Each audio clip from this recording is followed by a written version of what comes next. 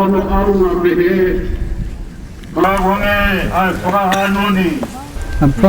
Minister, what's your thoughts and views on Tonga's future? I'm very positive about the future of Tonga. I think that before the King died, he made some very important changes with the appointment of the first commoner as Prime Minister, and that paves the way for more meritocratic government, people coming into jobs on their ability, and then the whole constitutional reform process has quite a head of steam. So I'm optimistic for Tonga's future. It was suggested that today's turnout was relatively low, given past traditions. What do you think of that? It's hard for me to judge because I was a schoolgirl in New Zealand at the time of Queen Salote's funeral, but for sure Tonga will have changed immensely in the last 41 years. The last year has been an extraordinarily difficult one for Tonga. There's been enormous division in Tonga, and I think now there's an opportunity to move ahead. There is a new Prime Minister, there is a will to change, I believe, and we will support that however we can. Prime Minister, is New Zealand playing a role in Tonga's future relating to constitutional reform? We have an aid program with Tonga, and we're always happy to help on better governance, human rights issues, as well as putting a lot of effort into basic education. So if there's a bigger role we can play, we're very happy. Tell us about the dinner you're having with the new King tonight.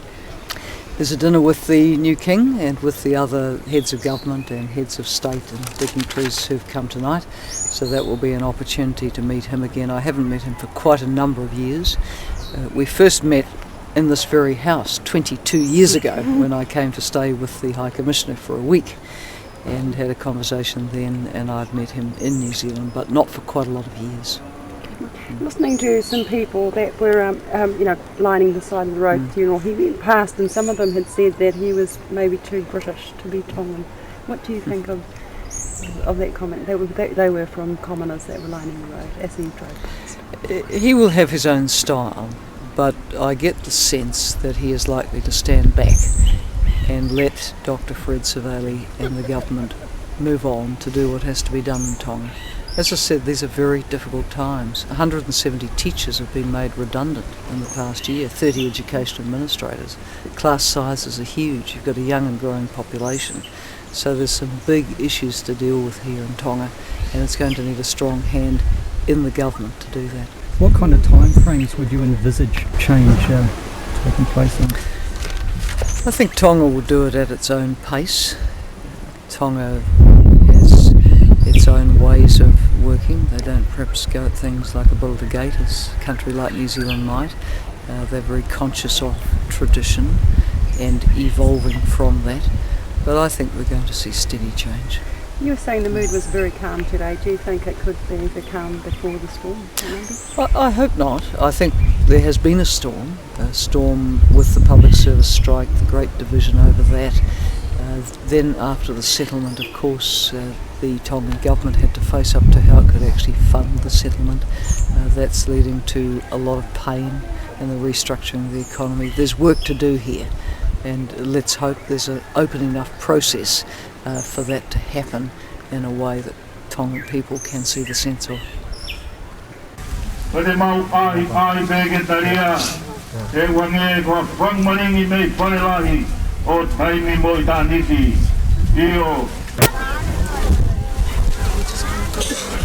Tonga's people are not normally allowed on this most sacred earth, on the grass lawns surrounding the tomb.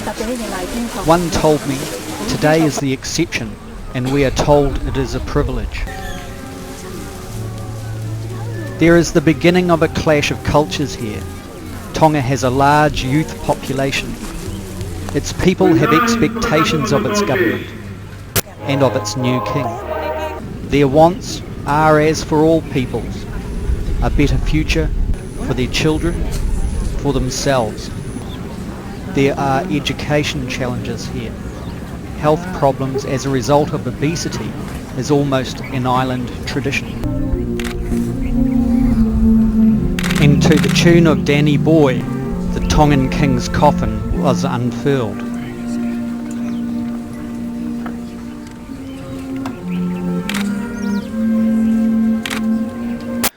There was security and there was nobility. there was respect for tradition, and there was a moderate police presence. And there was also the bizarre occasion of the new King George V arriving in his black London cab.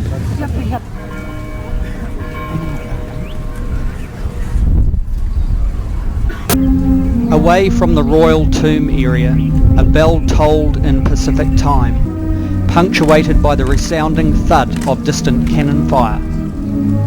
And a cooling Pacific breeze breathed relief among the forever patient gathering. As the late Tongan king was carried onto the royal tomb's sacred ground, the slow agonising beat of the death march was played.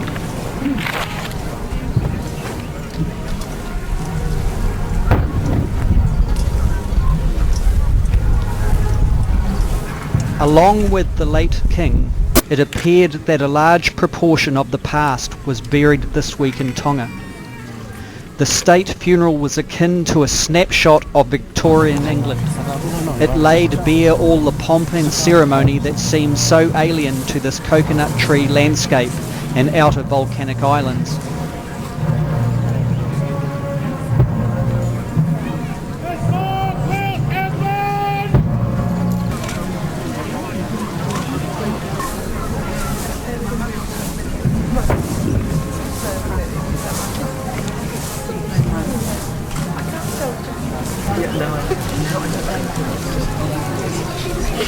One could not help but wonder that it may be not only the burial ceremony for the aged monarch taking place, but also a burial for this island state's monarchy.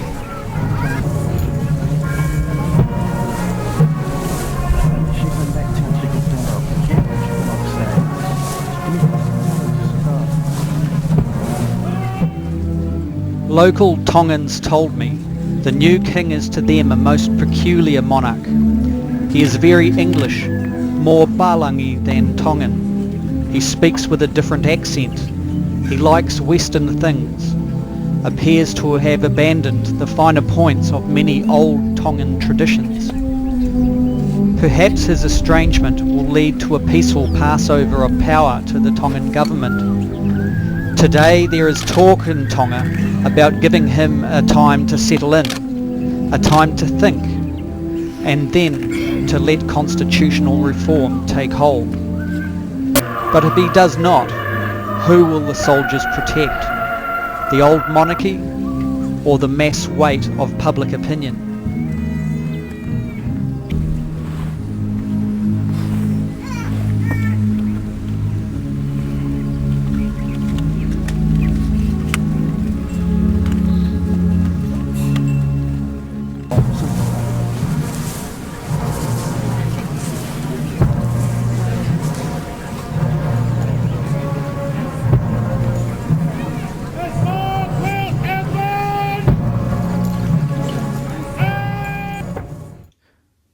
The new Tongan king leaves his father's funeral.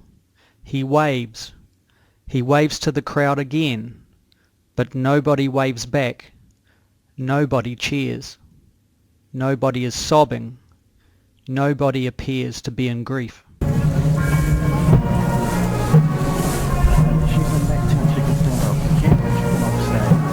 I feel it was a privilege to come today. It was an extraordinary ceremony. It was both elaborate and simple and very, very dignified, and the memory I go away with was how quiet it was. Just very, very quiet, incredibly well-behaved school children, respectful adults.